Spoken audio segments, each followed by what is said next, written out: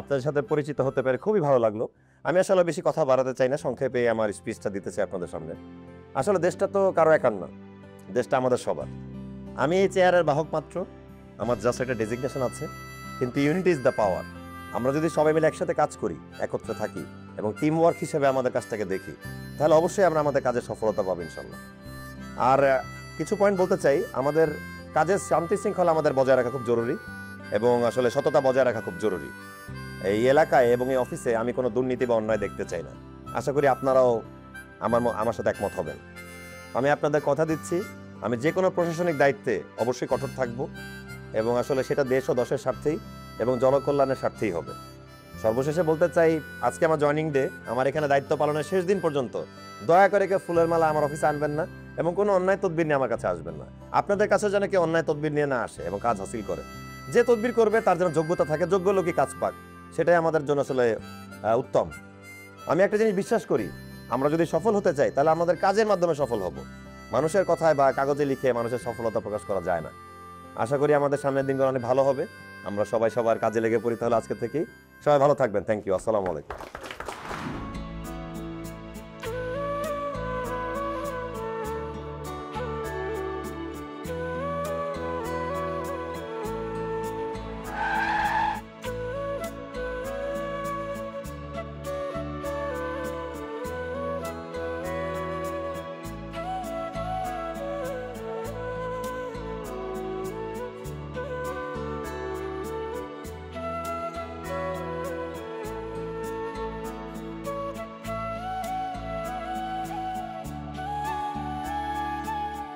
কিরে ডালপুরি, কি করতেছিস?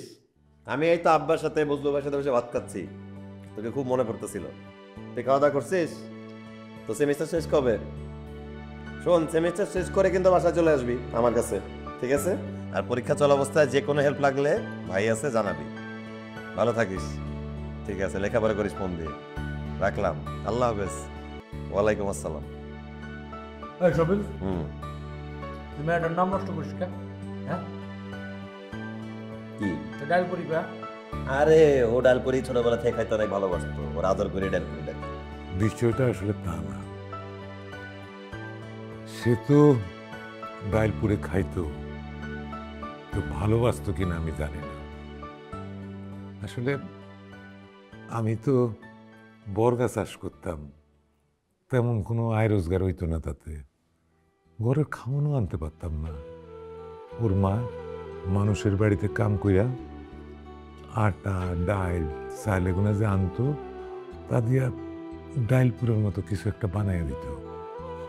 আমার মায়েটা সারাদিন অভুক্ত থাকতো, তো ওই ডালপুরে পরাণ বইরা খাইত, মজা করে খাইত। ওটা খাইতে পারতো না, না খেয়ে উঠে যেত। আমরা ওরা যে অন্য কিছু দেব সে ক্ষমতা আমার ছিল না। ছোটবেলায় খাবার খাওয়া নিয়ে অনেক কষ্ট করছি, তাই না আব্বা? হ্যাঁ বাবা, অনেক কষ্ট করছি। রাইস।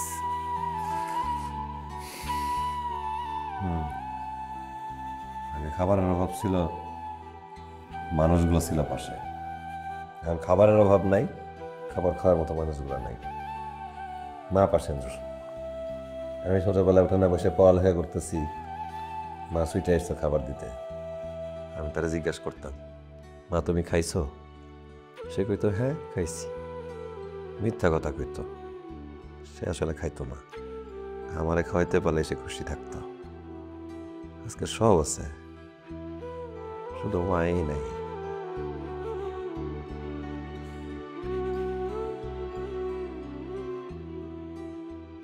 খা বাবা খা।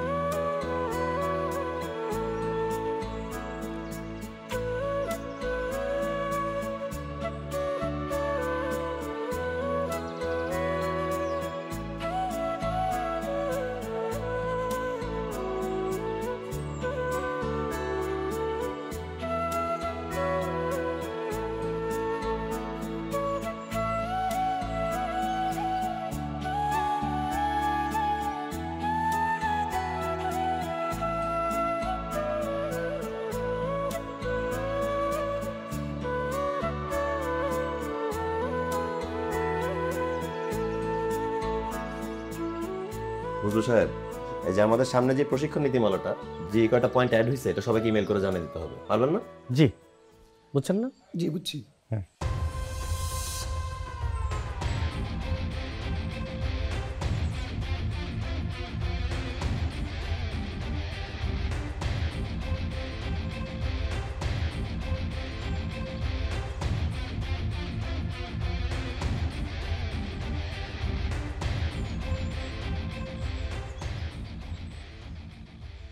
আসসালামু আলাইকুম স্যার। ওয়ালাইকুম আসসালাম। আমার চিনছেন? আমি আকাশ পাটোয়ারি। জি না, কি বলেন, পুরো এলাকায় আমার ব্যানার ফেস্টুন দিয়ে ভরা, দেখেন না এগুলা? খেয়াল করি নাই। আচ্ছা আচ্ছা, শুনেন, আপনি আমার এলাকায় আসছেন, আপনাকে তো ফুলের শুভেচ্ছা দিয়ে স্বাগত জানাইতে হয়। তাই ফুলের তোড়াটাতে স্যারের সাথে আমার সুন্দর করে একটা ছবি তুলবি, এটা কিন্তু আমি ফেসবুকে দিয়ে স্ট্যাটাস দিব। স্যার থ্যাংক ইউ ভাই, আমাকে ফুল দিয়ে বরণ করতে হবে না। আপনি হয়তো শুনেছেন যে আমি খুব সাধারণ একটা মানুষ। স্যার আমিও কিন্তু সাধারণ, এই টুকটাক জনসভা করি এলাকায় আর কি। ভাই হলো বিশাল জনদরদির লোক, আমরা তো তার দয়াই বেঁচে আছি। ভুল বললেন, আপনি ওনার দয়া বেঁচে নাই, আপনি আল্লাহর দয়া বেঁচে আছেন, আমিও তার দয়ায় বেঁচে আছি। শুনেন, ভালো কাজ থাকলে আমার কাছে আসবেন, আমি পাশে থাকার চেষ্টা করব। তবে দেশ বিরোধী, আইন বিরোধী, সমাজ বিরোধী, অবৈধ যে কোনো কাজ আর তেলবাজি করার জন্য আমার কাছে আসবেন না, আমি খুব লজ্জা পাবো। স্যার আপনার কথা যতই শুনতেছি মুগ্ধ হয়ে যাচ্ছি। চলেন আমরা দুই ভাই মিলে একটা ডিল ফাইনাল করি। এই আপনি আমার দিকে তাকাবেন, আমি আপনার দিকে, এই তাকাতাকির একটা বিজনেস আর কি।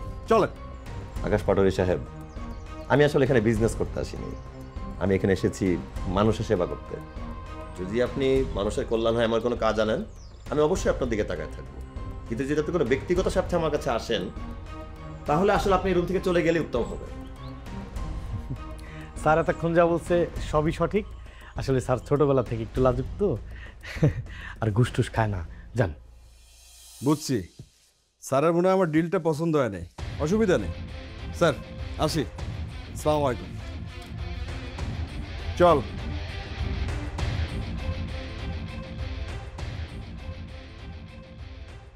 মেগা ডিজিটাল স্কেল মাপ নির্ণয় বাজারের সেরা, যেমন মজবুত তেমনি টেকসই, আবার প্রাইস কাউন্টিং এর সুবিধা রয়েছে। শিল্পাল্লার দিন শেষ, মেগা ডিজিটাল স্কেলে বাংলাদেশ।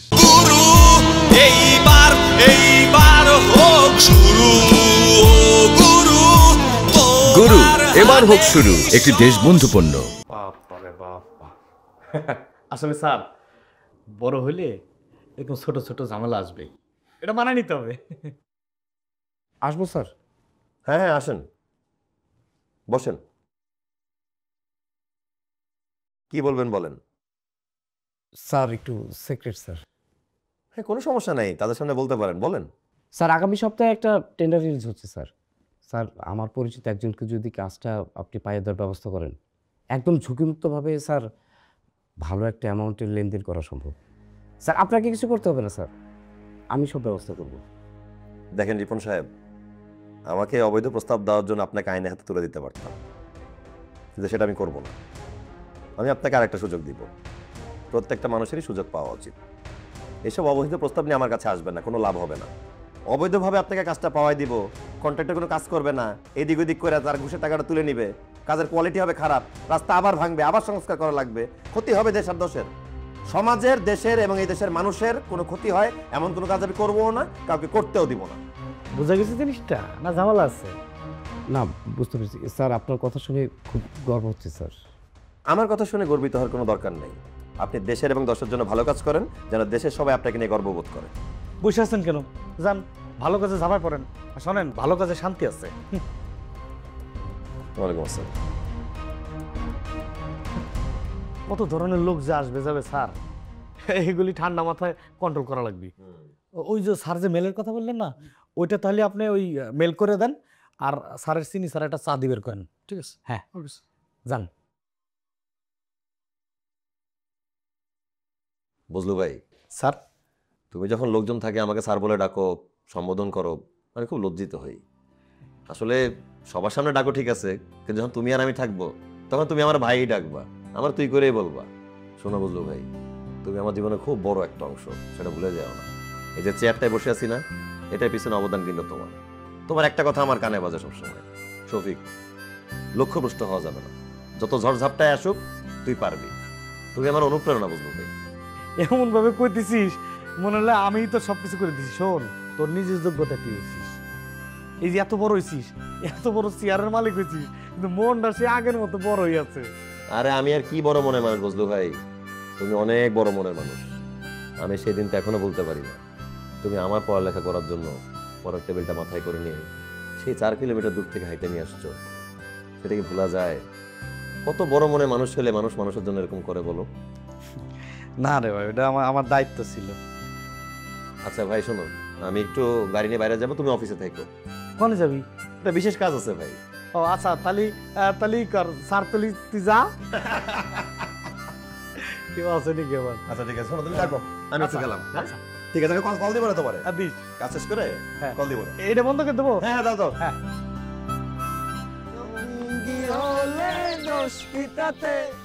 হার মেনেছে দিনের আলো, লাগলে তোমায় লাগে আরো ভালো।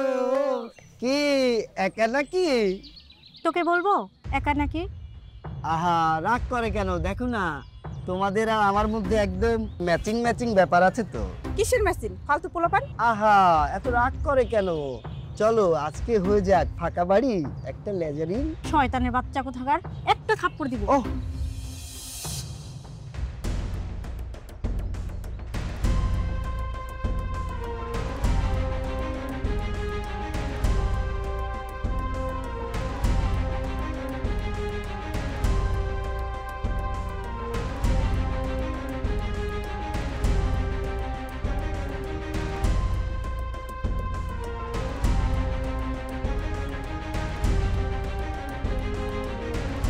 না না, চলো তুমিও চলো, দুজনে এখানে স্যার, এই বখাটিগুলো আমাদের ডিস্টার্ব করতেছে। কান ধরো, তোমরা তিনজন কান ধরো। বলো এই কাজ আর জীবনে করবো না। স্যার, এই কাজ আর জীবনে করবো না স্যার। তাদের কাছে মাপ চাও। মাফ করে দেন, আমাদের ভুল হয়ে গেছে, মাফ করে দেন। Sorry sorry. কান ছাড়ো। কি করতেছিলা? মেয়েদেরকে ইফটিজিং, মেয়েদেরকে অসম্মান। মেয়েদেরকে সম্মান করা শিখো, তাহলে পুরুষ হিসাবে তোমাদের ব্যক্তিত্বের বহিঃপ্রকাশ ঘটবে। মানুষকে অসম্মান করে কখনো বড় হওয়া যায় না। মানুষকে অসম্মান করে মানুষ ছোটই হয়। অন্যকে অসম্মান করে কেউ বড় হতে পারেও নি আর পারবেও না। মেয়েদেরকে সম্মান করা পুরুষ মানুষের দায়িত্বই না, মানবিকতাও। তোমরা তোমাদের মা বাবা আর বোনকে ছোট করো না। আমার কথা বোঝা গেছে? জি স্যার, বুঝতে পারি স্যার। স্যার, আমাদের ভুল হয়ে গেছে স্যার। স্যার, ক্ষমা করে দেন, একটা সুযোগ দেন প্লিজ স্যার। ঠিক আছে, আমি চাইলে তোমাদেরকে গাড়িতে তুলে নিয়ে যেতে পারতাম, কিন্তু আমি তোমাদেরকে সুযোগ দিলাম। সবার একবার করে সুযোগ পাওয়া উচিত। আমার সুযোগ যারা গ্রহণ করে তাদেরকে আমি মাফ করে দেই, আর যারা সুযোগ গ্রহণ করতে চায় না তাদের জন্য আমার পক্ষ থেকে কালো গ্রহণ। আমি আমার এই এলাকায় কোনো কিশোর গ্যাং, মাদক সেবী বা ইফটিজার দেখতে চাই না। তাদের বিরুদ্ধে 0 টলারেন্স। আরেকটা কথা মনে রাখো, তোমরাও কখনো না কখনো মেয়ে সন্তানের বাবা হতেও পারো। তোমাদের চেহারা যেন আমি নেক্সট টাইম না দেখি। জাস্ট দৌড়াও, ভাগো, যাও।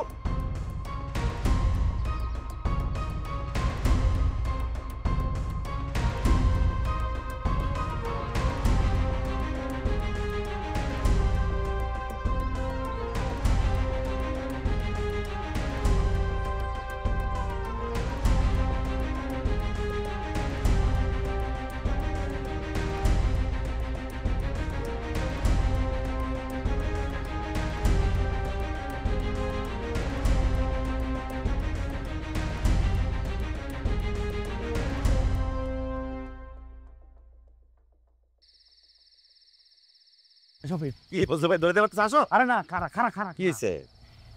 ওই দেখ বালি কেটে করতেছে কি, মানে তোর যাওয়া উচিত। চলো যা, নিষেধ করা উচিত তো। চলো ওদের সাথে কথা বলে আসি, আসো। চল।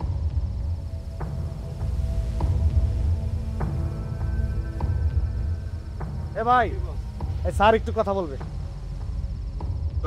ওয়ালাইকুম আসসালাম। এখানে বালু তোলা হচ্ছে কিসের? ইউনূস সাহেব কেমন আছেন? আমি আকাশ পাটোয়ার এলাকার উদীয়মান নেতা। জি জি, আপনার সাথে আমার পরিচয় আছে, আমি আপনার নাম জানি, আপনি আমার অফিসে দেখা করতে আসছিলেন। বাহ, এই তো ভাইকে চিনতে পারছেন। ভাই হলো এই এলাকার উদীয়মান নেতা, সবাই তাকে চিনে, সম্মান করে, শুধু আপনি স্যার ঠিকভাবে চিনতে পারেন না। দেখুন, উনি উদীয়মান নেতা হোক আর শয্যাশায়ী নেতা হোক, সেটা আমার দেখার বিষয় না। এখানে অবৈধভাবে কেন বালু তোলা হচ্ছে এই বিষয়টা কি আপনাদের বোধ জ্ঞানে নাই? স্যার, প্রথম কথা হলো এটা কারো বাপের সম্পত্তি না, আর দ্বিতীয় কথা হচ্ছে বালি হচ্ছে এটা খনিজ সম্পদ, যেটা বিক্রি করে আমি জনসেবা করি। তাছাড়া আমার পার্টির কিছু দুর্বল সদস্য আছে, এই বালি বিক্রি করার টাকায় তারা চলে। শোনেন, এত কথা শোনার সময় আমার নাই। আপনি যদি এখনই অবৈধভাবে বালু উত্তোলন বন্ধ না করেন, তাহলে কিন্তু আমি অন স্পটে লিগ্যাল অ্যাকশন নিতে বাধ্য হব। হ্যাঁ স্যার, আমি এত বোকা না। ঠিক আছে, বন্ধ করলাম। এই, বালি উঠানো বন্ধ কর। আকাশ পাটোয়ারি সাহেব, খুব সাবধান থাকবেন। আপনাকে আমি আনঅফিসিয়ালি লাস্ট ওয়ার্নিং দিচ্ছি, এরপর এবার অফিসিয়াল লেটার পাঠাবো। ভালো থাকবেন। আকাশ পাটোয়ারি কি পারে সেটা সময় হলে বোঝা যাবে। আয়।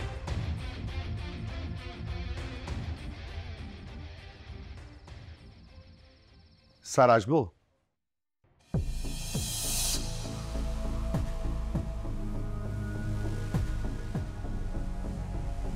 হ্যাঁ আসুন।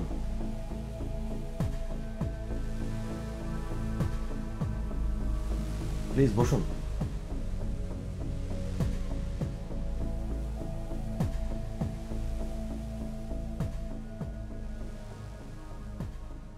বলুন, কি হেল্প করতে পারি? স্যার, আমি এই গ্রামে ছোট থেকে বড় হয়েছি। এই গ্রামে আমার অনেক স্মৃতি জড়িত। আমার বড় ভাইয়ের ছেলে আমার বাবার কিছু জমি দখল করে নিয়েছে। তো আপনি যদি লিগ্যাল ওয়েতে আপনি এই সমস্যার সমাধান করে দিতে পারতেন, আমি কৃতার্থ হতাম। দেখুন, লিগ্যাল ওয়েতে আমি যদি আপনার কোনো সমস্যার সমাধান করতে পারতাম, আমি খুব খুশি হতাম। কিন্তু এটা তো আসলে জমি জমার বিষয়, এটা স্থানীয় জনপ্রতিনিধি বা এসি ল্যান্ড সার বা কোর্টের বিষয়। স্যার, আমি জানি যে আসলে এটা আপনার ডিপার্টমেন্টের কাজ না, বাট আমি শুনেছি যে আপনি মানুষের উপকার করেন, এই জন্য আমি আপনার কাছে এসেছি। না, আপনি যেহেতু আমার কাছে এসেছেন, আমি হায়েস্ট চেষ্টা করব আপনাকে সাহায্য করার। দেখি, আমি তাহলে এসি ল্যান্ড সার বা ওসি স্যারের সাথে কথা বলে দেখি।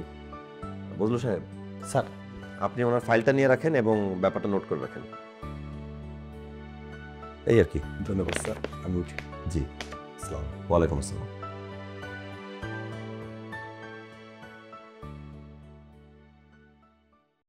দেখছিস, আমাকে দেখার পরে কিন্তু চমকায় উঠছে। বজলু সাহেব, মানুষের ব্যক্তিগত বিষয়ে অতি উৎসাহী হওয়া ঠিক না। Sorry sir. আমি সাইন করে ফেলছি, সব কিছু ফাইলটা রেখে দেন। ঠিক আছে। আজকে এখানে আমি উপস্থিত আছি, এসি ল্যান্ড স্যার উপস্থিত আছে, আমরা বাদীর কথা শুনেছি। আমাদের বিবাদী জনাব আকাশ পাটোয়ারি, ওনার কাছে আমরা জানতে চাই যে আসলে এই ব্যাপারটা কি। আচ্ছা আকাশ পাটোয়ারি সাহেব, এই আপনার চাচার জমি কি আপনি অবৈধভাবে দখল করেছেন? বিষয়টা কি? বৈধ বলতে পারেন, আবার অবৈধ বলতে পারেন। বুঝলাম না, বিষয়টা একটু ক্লিয়ার করেন। বিষয়টা হচ্ছে, আমার ছোট চাচার কোনো ছেলে নাই, ওনার দুইটা মেয়ে, আর ওনার যে ধন সম্পদ এটার একটা অংশ আমি আগেও পরে পাবো, সেটাই অগ্রিম দখল করে নিতে চাচ্ছিলাম আর কি। ভাই হলো খুব ফাস্ট ম্যান এবং অ্যাক্টিভ লোক। আপনি ফার্স্ট আর স্লো যাই হন না কেন, আপনি অবৈধভাবে জমি দখল করতে পারেন না। শোনেন, আপনি খুব ভেজালের মানুষ।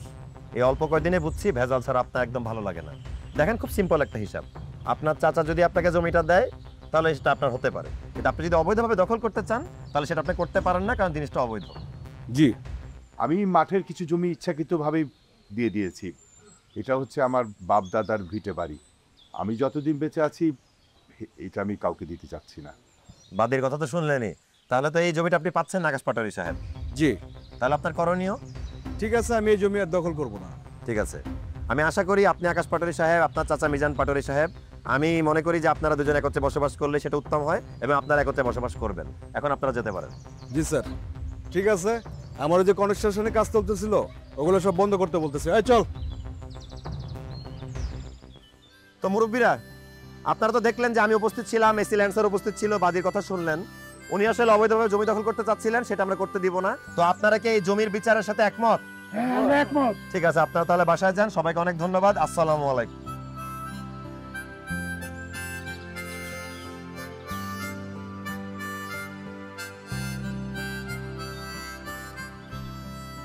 থ্যাংক ইউ স্যার, সময় দেওয়ার জন্য। ঠিক আছে। ধন্যবাদ। Thank you. আসি তাহলে। আসসালামু আলাইকুম।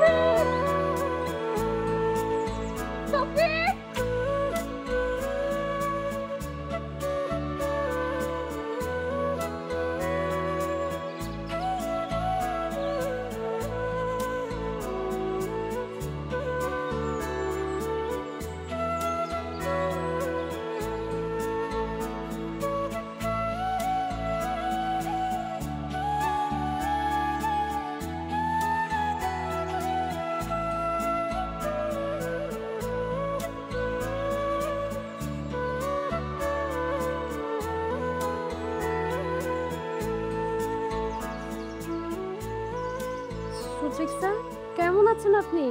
কতদিন পর আপনার সাথে দেখা। আমি তো কখনো ভাবতেই পারিনি আপনার সাথে আবার দেখা হবে। আপনি বিসিএস ক্যাডার হয়েছেন?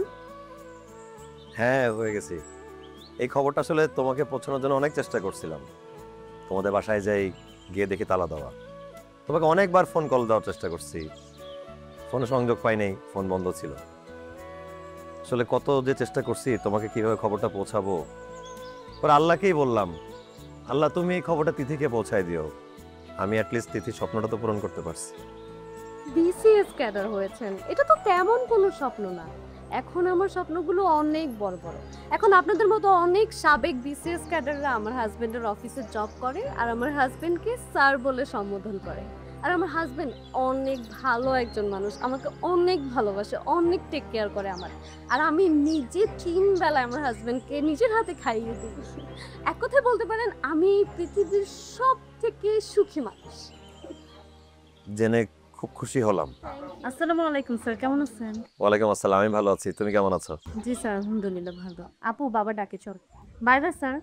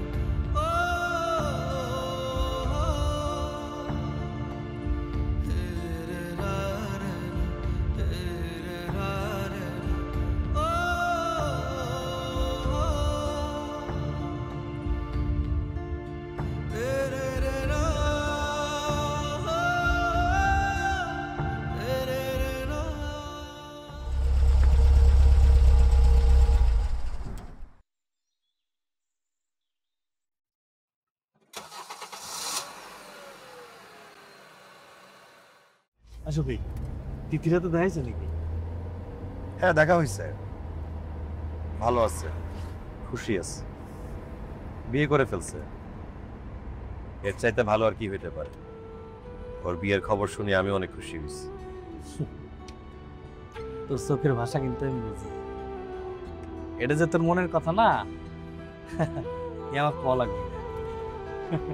জানি না বুঝলো ভাই, আমার কিছুই ভালো লাগতেছে না।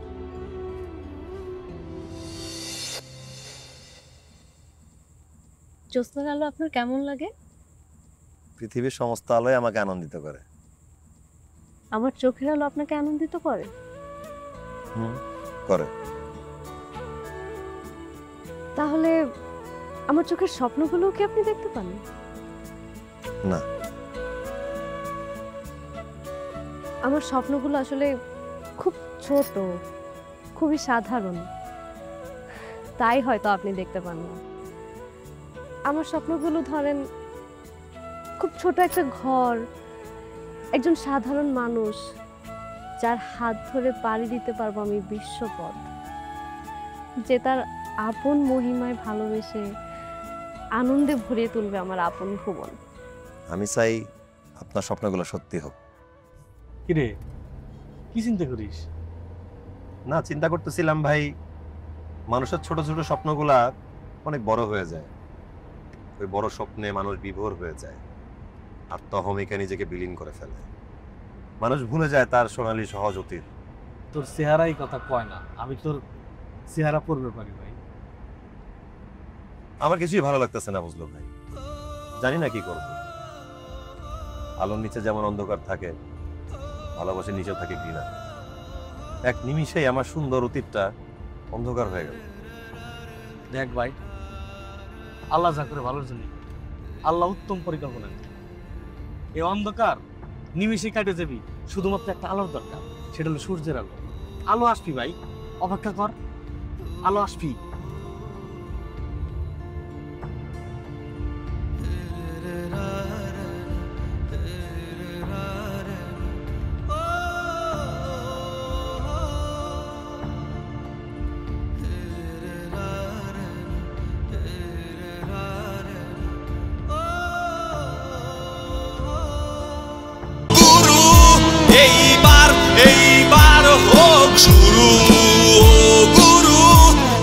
গুরু এবার হোক শুরু, একটি দেশবন্ধু পণ্য।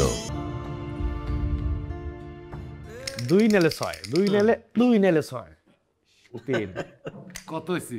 3 কাকা। হ্যাঁ 3। এবার তো আমার সাল। হ্যাঁ শফিক, হ্যাঁ 3 জনের কোট নাই? 3 জনের কোট মানে? লুডুর। আরে 3 জনের কোট হয় নাকি? কোট তো 4 জনের হয়। জানাসপাতি? হ্যাঁ আমি তো জানি। না এবার তোমার ভাই, কোম্পানি বুঝে শুনেই কোড বানাইছে। এই খেলা খেলতে হয় 4 জন, আমরা খেলতেছি 3 জন। 4 জন থাকলে খেলাটা মজা হতো না? অবশ্যই ভালো হয়। ঠিক আছে, তাইলে এক কাজ করো, ভাবিরে বাসায় নিয়ে আসো, 4 জন হয়ে গেলাম, খেলায় মজা বাড়লো। ভালোই, বোমারে নিয়ে আসো যা। 3টে গেদা যা আছে সাথে, গেদা তুই এসে কোনোদিন আসবি? ও তাও তো। তোর বয়স এসে চাকরি বাকরি করি, সেটা বিয়ে কর। আরে ঠিক কইছিস তুই, ঠিক কইছিস। আমিও তো মনে মনে আমার উপর লাগে বউ খুঁজতেছি। আমার কাকা মনে মনে খুঁজতেছে, মনে মনে খুঁজলি বউ পাওয়া যাবি। বুঝলো ভাই, আমি আসলে এখন বিয়ে নিয়ে ভাবতেছি না, ওইটা সময় মতো দেখা যাবে। আপাতত চলো না, খেলো, চলো আসো। সেই সময় কি আসবি? আসবে আসবে, খেলো না, চলো না। আচ্ছা যেদিন আসে আসে।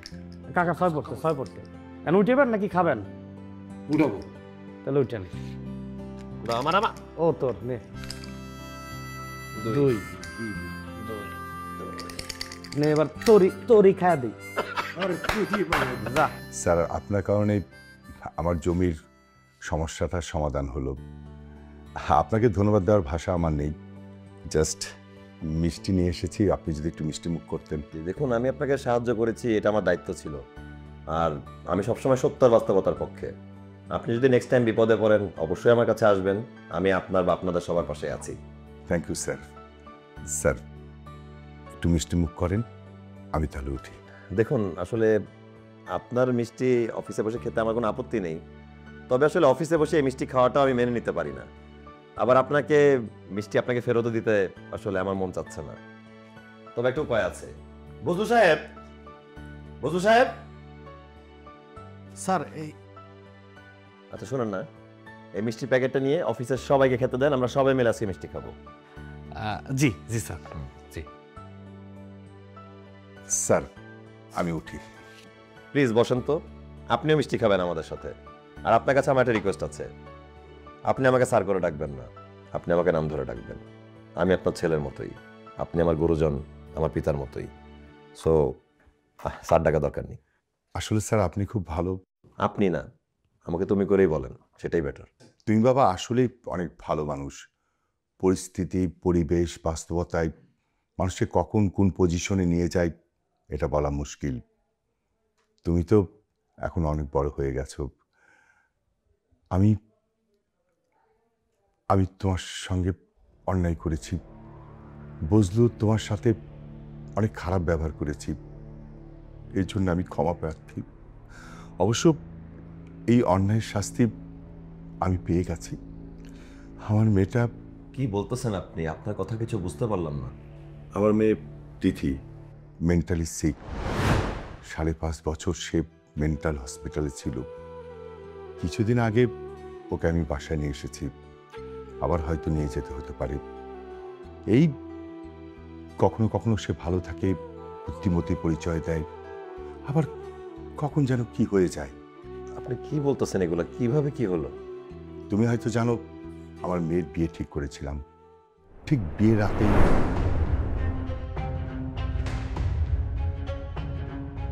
কি রে দিদি, দাঁড়িয়েছিস কেন? চল। বাবা আমি এই বিয়েটা করতে পারবো না, তুমি ওদের সবাইকে না বলে দাও। বিয়ে করতে পারবি না মানে কি? বিয়ের সমস্ত আয়োজন কমপ্লিট হয়ে গেছে, ঘর ভর্তি মেহমান। একটু পর আমরা সবাই মিলে কমিউনিটি সেন্টার রওনা দিব। এখন বলছিস বিয়ে করবি না? দেখ, আমার কথা অবাধ্য হবি না। যদি অবাধ্য হোস, আমি কি করতে পারি সেটা তুই ভালো করে জানিস। প্রস্তুত হ। বাবা আমি প্রস্তুত, কিন্তু বিয়ে করার জন্য না, আত্মহত্যা করার জন্য। দেখতে পাচ্ছ বাবা, আমি সবগুলো ওষুধ খেয়ে ফেলেছি। বাবা আমি শফিককে অনেক ভালোবাসি, আমি ওকে ছাড়া আর কাউকে বিয়ে করতে পারবো না।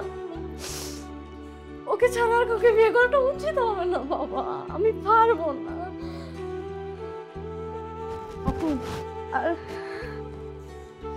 আর যদি ওকে ছাড়া বাবা আমার কাউকে বিয়ে করতেই হয়, তাহলে এই দিদি, এই এই এই কে কোথায় আসো? তাড়াতাড়ি আসো, এই জলদি আসো, জলদি। তারপর কি হলো? তারপরে কি বিয়ে হয় নাই? না, তারপরে আমার তিথিকে আমি হসপিটালে নিয়ে গেলাম।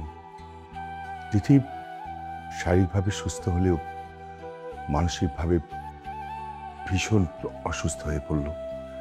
ডক্টর সাজেস্ট করলো যে ওকে মেন্টাল হসপিটালে নিয়ে যেতে। তারপরে আমার তিথি মেন্টাল হসপিটালে প্রায় 5.5 বছর ছিল। বাবা, আমাকে তুমি ক্ষমা করে দিও। আসসালামু আলাইকুম।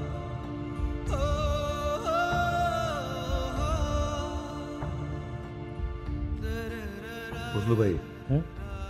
তিথির কি হয়েছে? বুঝলো ভাই, তোর এটা অফিস একটু কন্ট্রোল কর। বুঝলো ভাই, আমি তিথির কাছে যাই, তুমি অফিসে থাকো। আমি তিথির কাছে যাওয়া লাগবে আমার। আচ্ছা আচ্ছা আচ্ছা আমার যাওয়া লাগবে না। আমি তোমার জন্য নিজের হাতে রান্না করে নিয়ে আসছি। তুমি না আমার হাতে রান্না খেতে অনেক পছন্দ করো। এই যে দেখো, তোমার জন্য আমি কত কিছু নিয়ে এসেছি, সবগুলো তোমার খেতে হবে। কি খাবে না? কেন? তুমি না খেলে কিন্তু আমি অনেক রাগ করবো। কি বলেছি বুঝেছো তো? বুঝেছো? সবগুলো কিন্তু খেতে হবে। কি খাবা না? চলো, ওষুধ খেতে হবে, চলো। তুমি কিন্তু কালকে ওষুধ খাও নাই। কেন? আমি কেন ওষুধ খাবো? আমি কি পাগল নাকি? তুই একটা পাগল, তুই বাসায় গিয়ে ওষুধ খা, বোকা মেয়ে কোথাকার। দেখছো কি বলে নওরিন? ও তুমি নওরিনের জন্য খাবা না? তুমি দেখো ওই যে দেখো কি আসছে, উনি কি মনে করবে? উনি কে? উনি এখানে কেন আসতেছে? শফিক তোমাকে নিয়ে যেতে আসতেছে। চলো আমরা বাসায় গিয়ে খাবো।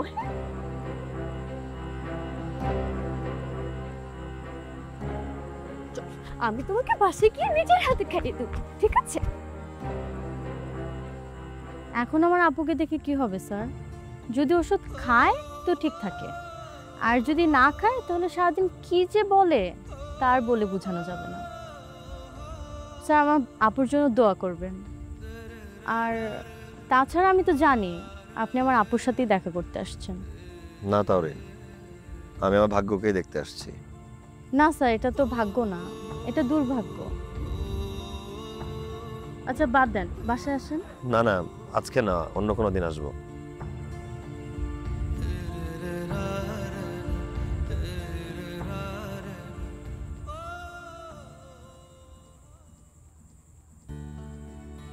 জি, আপনি এত রাতে ছাদে?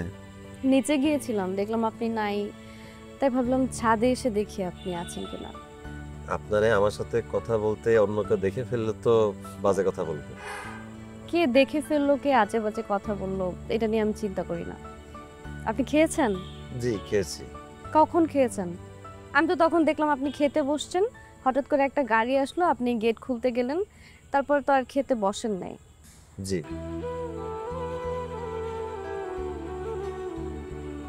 আমি যদি অনেক দূরে চলে যাই, আপনি কি কষ্ট পাবেন? খুব কষ্ট পাবো, খুব মন খারাপ লাগবে। কেন? জানি না। আপনি কিছুই জানেন না, আর এই কোনো কিছু না জানার কারণে একদিন দেখবেন আমি পাগলই হয়ে গেছি। নিচে আসুন, এসে খেয়ে যান। না, পরে কখন? আমি আসতে বলছি। জি।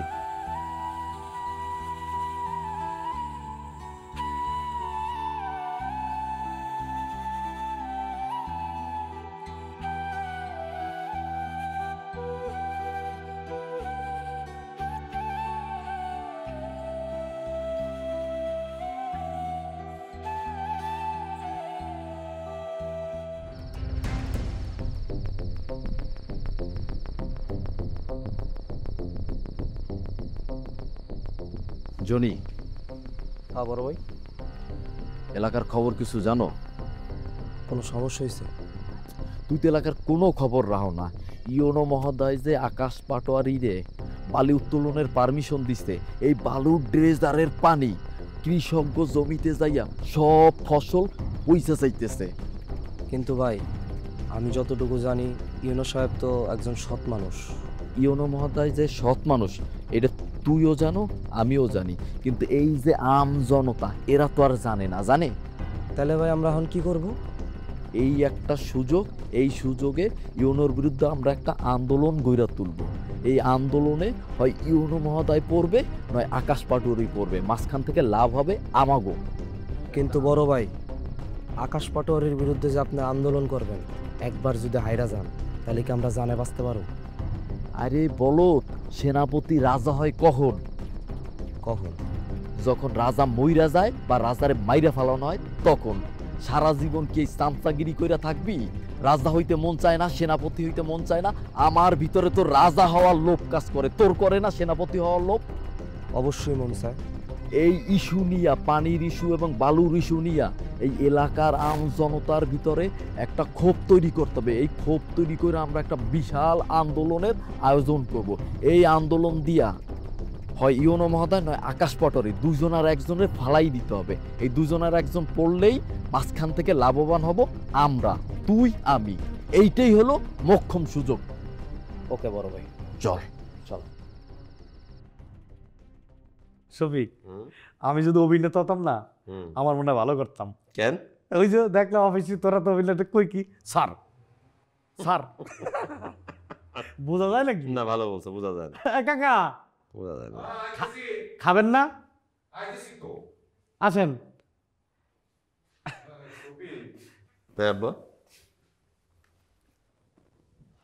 বাবা, তোর লোক আমার কিছু কথা ছিল। কি বলবা বলো আব্বা।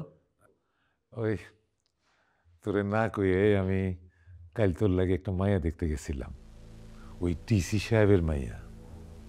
ডিসি সাহেব তো চাকরি বাকরির কথা শুই না তোর কাছে বিয়ে দেওয়ার ব্যাপারে খুব আগ্রহ বোধ করছে। আর মাইয়াটা মাশাআল্লাহ খুব সুন্দর, আমারও পছন্দ হয়েছে। বাবা, এখন তুই যদি অমত না করস তাহলে আমি কালকে যাই এই ডিসি সাহেবের সাথে বিয়ের কথাটা পাকা করে ফেলাই। আব্বা, তুমি আমাকে আর একটু সময় দাও, আমি নিজেকে একটু গুছায় আনি। আর কত গুছাবি তুই? হ্যাঁ, কত গুছাবি? তোর মা তো মরে গেছে, কদিন পরে আমিও মরে যাব। আমি চাই তোর বিয়েটা দিয়ে যাইতে। এই বুঝলো, তুই এর বুঝে ক। কাকা, আমি কি কম বুঝাই কন? আমি বুঝাইতে বুঝাইতে শেষ, এখন কি নিয়ে বুঝাবো এটা আমি বুঝতেছি না। বুঝলো ভাই, না বুঝার কি আছে? আমি তো বললামই আমার একটু সময় লাগবে। ঠিক আছে, ওর বুঝ মতোই কাজ করুক। ও, তোর তো আসল কথা কইতেই ভুলে গেছি। আবার কি? এই যে লোকজনের মুখে সব কি শুনতে আছি, তুই নাকি ঘুষ খাস। ইউনো তুই ঘুষ খাস, তুই বালুর ফাইলে সই করে দিছিস। এখন বালু তুলে বইলা রাস্তাঘাট নষ্ট হয়ে যেতেছে, কৃষকের জমি জমা নষ্ট হইতেছে। এটা কথা হইলো তুই ঘুষ খাস? কি বলো আব্বা, আমি তো ওরকম ফাইলে কখনো সাইনই করি নাই। বুঝলো ভাই, বুঝলো ভাই, আমি ঘুষ খাইছি? বাদ দে তো, গ্রামের মানুষ কি কয় না কয় এই সব কথা কি কানে না লাগবে নাকি তো? আরে বাদ দিব মানে? মানুষজন চায়ের দোকানে গেলে কথা বলতেছে, আমাকে খারাপ ব্লেম দিতেছে, আমি কেন মেনে নিব? আমি ঘুষ খাই নাই তো। আরে মানুষের কথা কানে দিস না, কিডা কি কয় না কয়। আচ্ছা কালকে অফিসে যাই দেখবা। আমি সাইন করি নাই তো। আচ্ছা ঠিক আছে, যা হয়েছে হয়েছে, তুই অফিসে যাই, এসব অফিসের কথা কইছে, এখন দরকার নেই, চল খাবি। ঠিক আছে, বুঝলো, আয়। হ্যাঁ, আমি তো সাইন করি নাই, আমি তো ঘুষও খাইনি। কে করলো এটা? আমারে খারাপ বানাই দিতেছে, আমি তো সাইন করি নাই।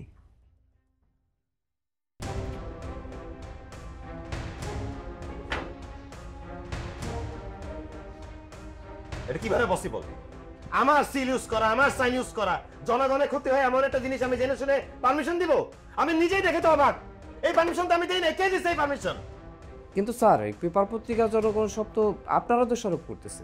এখন যদি স্যার আপনি কাজটা করেই থাকেন তাহলে মাইনে নিয়ে সমাধান করে ফেলেন স্যার। তাহলে আপনি বিশ্বাস করেন না এই কাজটা আমি করি নাই? জনগণের ক্ষতি হয় এমন কিছু জেনে বুঝে শফিক কিবরিয়া কোনো কিছু পারমিশন দেয় নাই, আমি এটা করি নাই। বুঝতে পারছি, আপনার সাথে কথা বলে কোনো লাভ নাই, যা দেখার আমি করবো। জানতে পারুন বধু সাহেব, বালক উত্তোলনকারী কন্ট্রাক্টরের নাম কি ছিল? আকাশ পাটোয়ারি। আকাশ পাটোয়ারি, রাইট। এই লোকটাই তো বালু উত্তোলনের কাজ করতো, আমার অফিসে দেখা করতে আসছিল। তিথিতে জমি এই লোকটাই দখল করছে। এই লোকটাই আমার বাসায় মিষ্টি টাকার প্যাকেট নিয়ে আসছে। আপনি জলদি একটা কাজ করেন, এই আকাশ পাটোয়ারির সাথে আমার মিটিং ফিক্স করেন, আমি তার সাথে সামনে সামনে ডিসকাস করতে চাই। আমি মনে করি ঝামেলা ঘাটাঘাটি করলে ঝামেলা বেশি বাড়বে, কি দরকার? থাক। ঝামেলা কি বাড়তেছে না? ঝামেলা কি সলভ হয়ে যাচ্ছে? মানুষজন দেয়ালে দেয়ালে পোস্টার লাগাইতেছে, চায়ের দোকানে অফিসারদের কথা বলতেছে, সবাই এটা হাসাহাসি করতেছে, আমাকে দুর্নীতিগ্রস্ত বলতেছে, আর আমি মেনে নিব? আপনি আকাশ পাটোয়ারির সাথে আমার জলদি মিটিং ফিক্স করেন, আমি তার সাথে কথা বলবো, আর রিসেন্ট সমস্ত সিসিটিভি ফুটেজ আমি চেক করতে চাই। জি স্যার। রিসেন্ট প্রত্যেকটা সিসিটিভি ফুটেজ দেখতে চাই।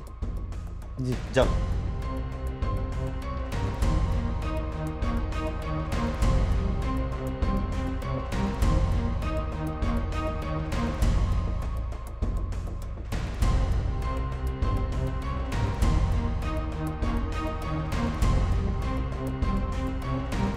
মেগা ডিজিটাল স্কেল মাপ নির্ণয় বাজারের সেরা, যেমন মজবুত তেমনি টেকসই, আবার প্রাইস কাউন্টিং এর সুবিধা রয়েছে।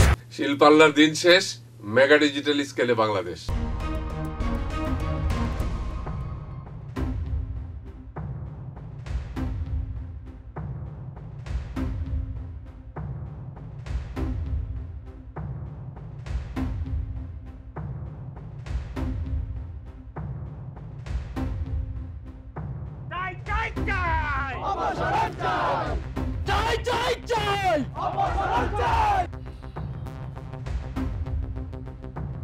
আমি গতকাল সারাদিন আর রাত সিসিটিভি ফুটেজ চেক করছি, বুঝলো ভাই।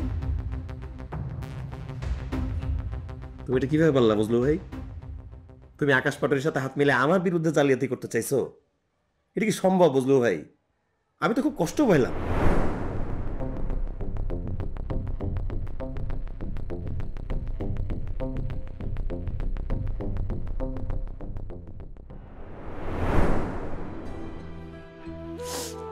আমারে মাফ করে দিস ভাই, আমার ভুল হয়েছে। আমি আসলে কি লোভে পড়ে গেছিলাম, তোর সাইন নকল করে জালিয়াতিটা যে আমি করলাম, এটা তো নিচের লোকের জানার দরকার। আমি নিচে যা জানাবো, আমার ভাইয়ের কোনো দোষ নাই, সব দোষ আমার। আমি জালিয়াতি করছি আমি। শাস্তি হলে আমার হবে। আমি নিচে যাবো, এখন নিচে যাবো। না বুঝলো ভাই, চাই চাই চাই শফিক কিবরিয়ার, শফিক কিবরিয়ার ভালো মানুষের আড়ালে, ভালো মানুষের আড়ালে। তোমার আমি এতগুলো মানুষের সামনে যেতে দিব না। তুমি আমার ভাই, তুমি আমার বন্ধু। এই যে চেয়ার, তোমার কারণেই তো চেয়ার ভাই। আমার যদি পানিশমেন্টটা হয় কি হবে? ট্রান্সফার হয়ে যাব, এই চেয়ার হাতছাড়া হয়ে যাবে। আরে হয়ে যাক হাতছাড়া, আমি সবকিছুর জন্য মেন্টালি রেডি আছি। চেয়ার হাতছাড়া করতে পারি, বাইরে হাতছাড়া করতে পারবো না। বুঝলো ভাই, আমি এতগুলো মানুষের সামনে তোমার ছোট হইতে দিব না, আমি ছোট হইতে দিতে পারি না।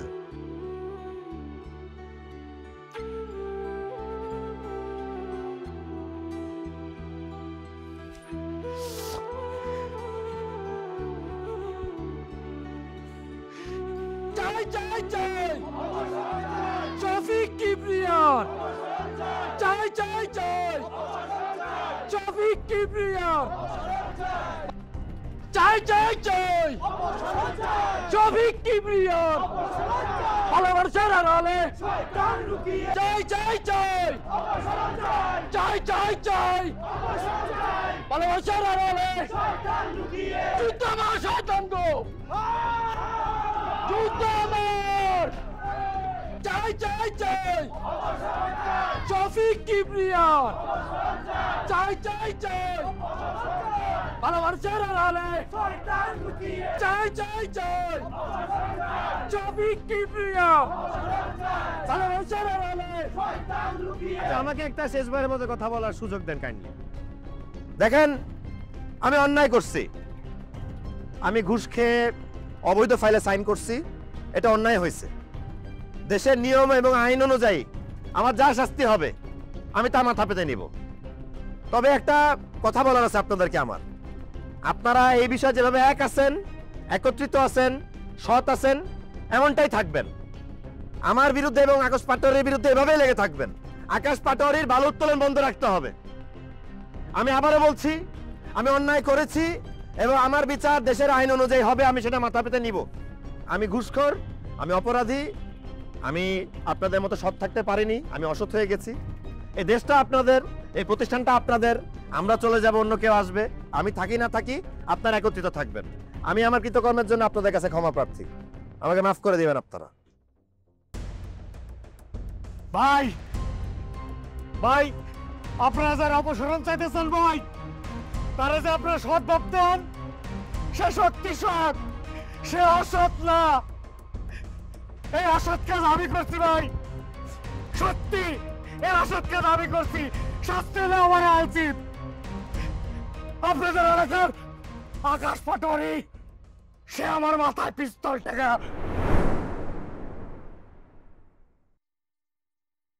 এই, এটা কি করছস? মেমনে ডেকে এনে বাইন্দা রাখছস কে? হ্যাঁ, খাবে কেমনে? খোল। জীব দাওয়াত দিয়ে বাইন্দা রাখছস?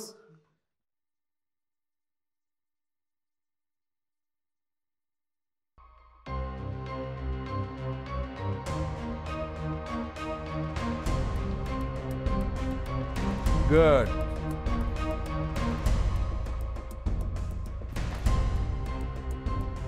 আমি জানি তুই তো স্যারে ভীষণ ভীষণ ভীষণ ভালোবাসিস, যেভাবে হোক ফাইলটা ওকে করে দিবি। আর যদি না করিস তো স্যারে কিন্তু ট্রান্সফার করে দিব, এখান থেকে না, দুনিয়া থেকে, যেখান থেকে আর কোনো দিন ফিরে আসতে না পারে। তুই পারিস বাঁচাইতে, তুই পারিস মারতে, সিদ্ধান্ত তোর।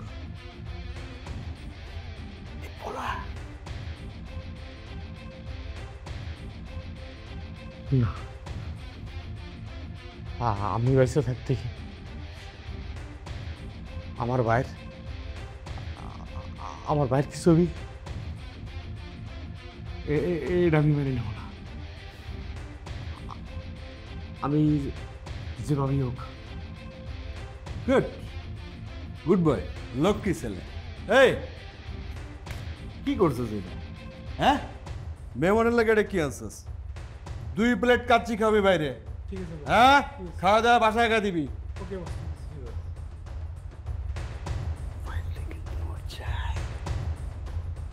ওকে, ভালো ছেলে তো, খা। এবার বলেন, আপনাদের স্যার, কিন্তু আমার তো শুধু স্যার না, আমার তো ভাই। আমার ভাইয়ের বাঁচানো কেন আমার অপরাধ? এই অপরাধ আপনারা বলেন, এই ভাই বাঁচানোর জন্য এই অপরাধ করতে আমি বাধ্য হয়েছি। এই অপরাধের শাস্তি আমার দেওয়া উচিত। আমি এই অপরাধের শাস্তি নেব, ফাঁসি হলে ফাঁসি হবি। আমার ভাই নির্দোষ। এবার আপনারা সবাই বুঝতে পেরেছেন আসল অপরাধীকে। আসল অপরাধী হচ্ছে ওই আকাশ পাটোয়ারি। তাহলে মিয়ারা কি বুঝলো? বড় শয়তান কে? ওই আকাশ পাটোয়ারি। বিচার কার চাই?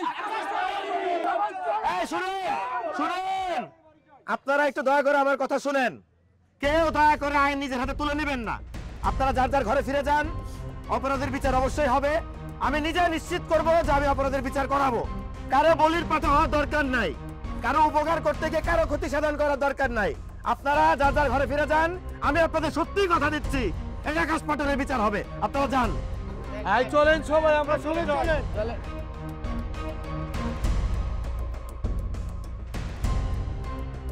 আমার বিশ্বাস ছিল বাবা তুমি কোনো অন্যায় করতে পারো না।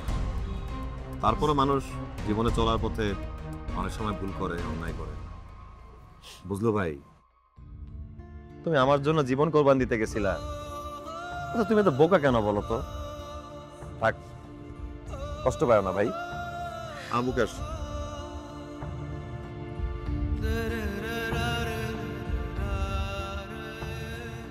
তিথি কোথায় আছে, কেমন আছে? ওর অবস্থা আরো অবনতি হয়েছে।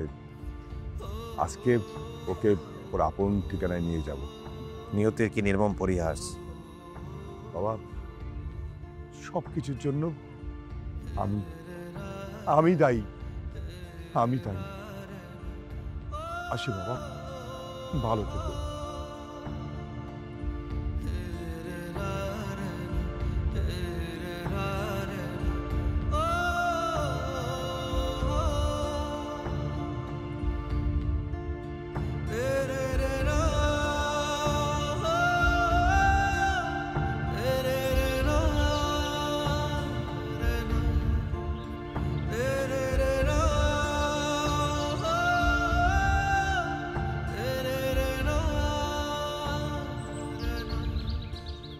বাবা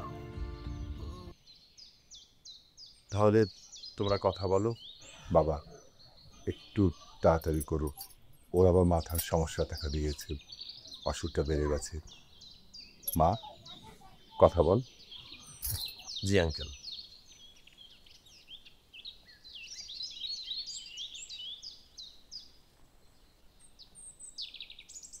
তোমার কি আমার কথা মনে পড়ে? তুমি কি আমাকে চিনতে পারো? আমি তোমাকে কিভাবে চিনব? আমি তো আমার নিজেকেই চিনি না। এই তুমি আমার নাম জানো? আমার নাম কি? হ্যাঁ হ্যাঁ, তোমার নাম তিথি। ও তিথি, হ্যাঁ হ্যাঁ, তিথি নামের আমি একটা মেয়েকে চিনি তো। জানো, অনেক দুষ্ট ছিল, অনেক চটপটে ছিল, ও সারাক্ষণ নিজের স্বপ্নের মধ্যে একদম বিভোর ছিল। হঠাৎ করে তিথির জীবনে একটা ছেলে আসছে, আর ওই ছেলেটাকে তিথি অনেক ভালোবাসতো, অনেক ভালোবাসতো। হঠাৎ করে একটা দমকা হাওয়া এসে তিথির জীবনটাকে পুরো লন্ডভন্ড করে দিয়ে চলে গেছে। এরপর তিথিকে আমি খুঁজেই পাই না। তিথি যেন কোথায় চলে গেছে আমার জীবন থেকে। আচ্ছা, ওই তিথির জীবনে কি শফিক নামের কেউ ছিল? তুমি কি জানতা, চিন্তা তাকে? হ্যাঁ, তিথি আমাকে একদিন বলছিল ওই শফিক ছেলেটাকে তিথি নাকি অনেক ভালোবাসতো। আর জানো কি হয়েছে? ওই শফিকের জন্য তিথি নাকি নিজের হাতে রান্না করে কতবার নিয়ে গেছে, কিন্তু তিথি নিজের হাতে কখনোই ওই শফিককে খাওয়াইতে পারে না। তোমার কথা শুনে আমার তিথির কথা খুব মনে পড়ে গেল। তোমার তিথি কোথায়? আমার সামনেই, চাইলেই তাকে ধরা যায় না, ছোঁয়া যায় না, স্পর্শ করা যায় না, শুধু অনুভব করা যায়। তোমার তিথি কি তোমার কাছে ফিরবে? জানি না। আচ্ছা ঠিক আছে, আমার স্বামী আমার জন্য অপেক্ষা করতেছে, আমি এখন আসি। তিথি, আমি কি তোমার হাতটা একটু ধরতে পারি? না না, আমার সময় নাই, আমার আপন নিবাসে ফিরে যেতে হবে, বললাম না। বাই।